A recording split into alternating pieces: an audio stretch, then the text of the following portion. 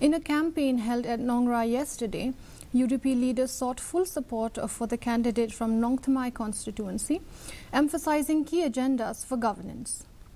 Robert June Kharjarin highlighted the party's commitment to JJM Nicholas Roy's visionary leadership and the protection of indigenous communities, urging voters to support the preservation of the protective framework under the 6th schedule. Meanwhile, Jemino Mogtho called for continued backing of Desmond L. Maulong as MDC, stressing UDP's commitment to sending a capable young leader, unlike other parties with external candidates.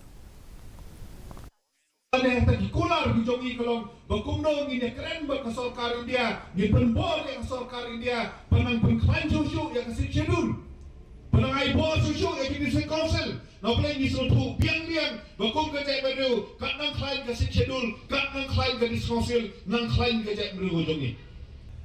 Kamkir, waladangilah syarem, nak kena ke konstituensi gengit, bahkan ke kenti ke pemerintah, ninjok yang ya ke jingjok berpenjob berburung yau samla desman na kene ke Nongthymmai constituency. The Lamkra Malke constituency is